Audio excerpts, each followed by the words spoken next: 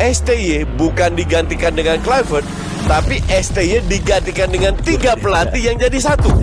Ini berarti sah Coach Justin mengakui kehebatan Sintayong.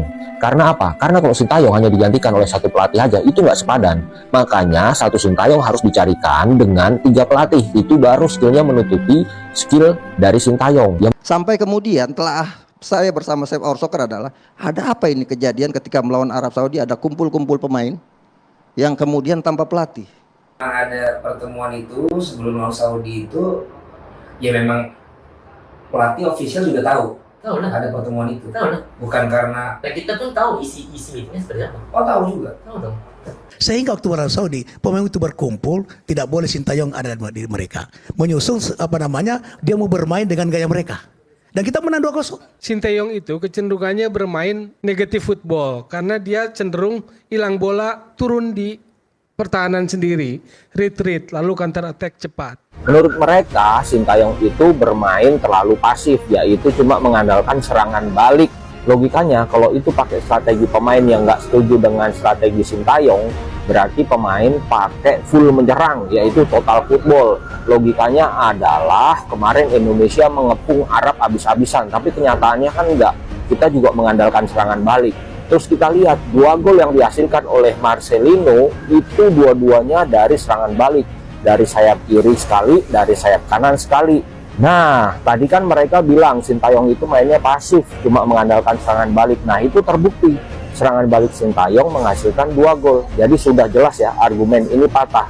Jadi waktu menang lawan Arab Saudi 2-0 itu jelas strategi pelatih. Untuk seorang pemain tidak menerapkan taktik dari pelatih, ya nggak bisa mungkin menang gitu, nggak mungkin bisa menang. Mungkin bisa gitu. Masa omong begitu pas latihan dilatih sama Coach Niko, masa beda tiba-tiba. Itu mana bisa diterapkan di lapangan tiba-tiba. Walaupun misalnya ya kapten, ada satu kapten atau pembimbing yang bicara, permainan kita begini, nggak usah dengerin Sintayong. Terus main menang, apa masalah tadi kan?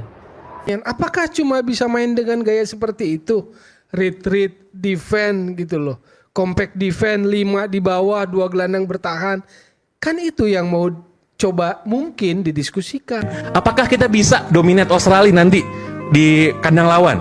Siapa kira-kira bisa megang bola kayak gitu? Apakah kita bisa gempur terus Australia? Saya mau bawa diskusi kita ini adalah kita mau lihat timnas Indonesia ini main kayak gimana. Kalau buat saya yang penting menang, gitu. Yang penting menang. Nggak ada hadiah untuk sepak bola indah, nggak ada. Belanda total football pernah juara dunia nggak pernah. Sorry Bang Dol, nggak pernah. Tapi jangan lupa tadi timelinenya itu pasca Bahrain, lalu lawan China, lalu lawan Jepang. Jadi misalnya sebelum lawan Arab ada pertemuan yang hanya pemain, kan kalau kita mau kasih tolak ukur lazim atau tidak lazim? Tidak lazim. Tidak lazim pertemuan hanya pemain gitu loh. Kenapa terjadi begitu? Karena ternyata sekarang kebuka. Kejadian paling besar terjadi di Cina. Ketika ada diskusi dan sebagainya, kemudian di Cina tanda-tandanya yang saya dapatkan adalah ada yang bannya dicopot, ban kaptennya dicopot. Kapten di timnas itu adalah Asnawi, bukan Jay atau Jordi. Kapten utama itu Asnawi, dan wakil kaptennya itu Jay sama Jordi, bertiga. Jadi selalu kalau mau meeting personal sama coachnya, selalu bertiga yang datang ke kita. 1 kapten dan 2 wakil. Jadi di tim Indonesia ini wakilnya itu Jay Itzes sama Jordi Amat. Sedangkan memang kaptennya itu Asnawi. Dan sebelum main mereka tuh meeting dulu bertiga nih, siapa yang mau jadi kapten. Jadi ya memang untuk kapten itu ya memang sudah kesepakatan tim, bukan dipilih langsung sama Coach Sintayong. Mereka sebelum dipilih Sintayong, mereka udah meeting dulu bertiga.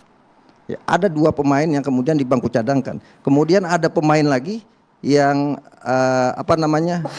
yang tidak dimainkan sama sekali juga. Masalah Tom tidak dimainkan itu kan memang ada isu juga kayaknya. Ada diskusi sama Tom juga. Dan dia oke, karena ya, fisiknya nggak bisa bermain 90 menit, akhirnya ya kita fokus aja ke bawah kedua. Ya, saya pokoknya nggak pernah mau ini kalau masalah strategi mah itu kewenangan pelatih aja lah. Saya tadi pengen. Dan untuk ketidakharmonisan itu sebenarnya nggak ada yang seperti dirumorkan oleh orang luar.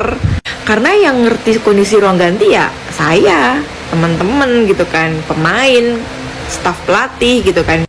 Prinsip beliau ini tidak ada satu orang pemain yang lebih besar daripada sebuah tim. Menurut aku itu adalah filosofi yang benar-benar keren banget. Jadi intinya memang benar sih, yang tahu kondisi ruang ganti itu ya staf official, pemain, bukan federasi. Dalam tim kita itu masalah waktu tahun 2021 ya. Masalahnya apa? Komunikasi. Di dalam lapangan pun tidak ada komunikasi, di luar lapangan pun nggak ada komunikasi.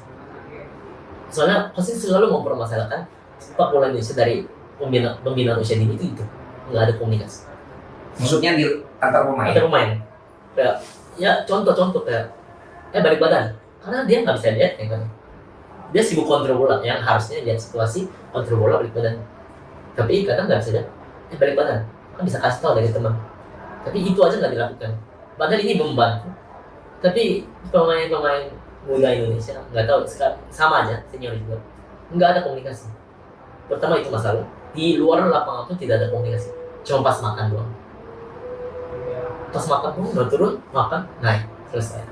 Pemain itu kumpulnya waktu makan aja. Setelah makan mereka naik ke atas. Nggak ada komunikasi sama sekali. Dan itu lagi-lagi diajarin sama Coach Sintayong, komunikasi. Jadi Sintayong ini nggak cuma mengajarkan passing sama pemain, tapi juga cara komunikasi. Mau melaporkan apa, Om? Penghinaan, pencemaran nama baik, hate speech, lalu boxing terhadap saya dan keluarga. Kacau, nggak tenang ya hidupnya. Nih, Sintayong ini baru pelatih kelas dunia, nggak banyak ngomong, nggak banyak cincong, dipecat, keep silent, tetap diam, nggak perlu bikin klarifikasi ini, klarifikasi itu. Sementara pihak sebelah sibuk banget guys, dari podcast ke podcast, mulai dari TV maupun YouTube, klarifikasi terus tiap hari. KKS timnya Coach Justin ya, KKS Jateng dibantai timnas Indonesia 13-0 tanpa balas ya.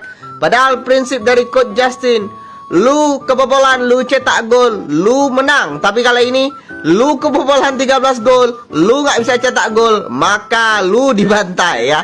Ya, laga uji coba persahabatan ini dilangsungkan tertutup guys. Harusnya tim asuhan Coach Justin ini bisa lebih solid banding timnas Indonesia U17 yang masih dalam tahap menyeleksi pemain. Cuman dari hasil ini kita bisa dapat menyimpulkan bahwasannya terjadi perbedaan kualitas antara pemain timnas Indonesia U17 dan KKS Jateng. Ini masih latih SSB loh. Gimana kalau misalkan melatih timnas, cobalah. Kalau untuk pernyataan lain mungkin aku no komen ya. Tapi khusus untuk pernyataan coach ini yang bilang Liga 1 tidak menghibur, itu yang aku selalu sangat kontra. Ya, Liga 1 nggak menghibur. Aku yakin ya kalau asuhan coach ini melawan tim Liga 1 yang peringkat 15 saja, belum tentu menang loh. Jadi sekali lagi nggak boleh sepele sama orang. Aku yakin coach ini bakalan dapat pelajaran dari sini.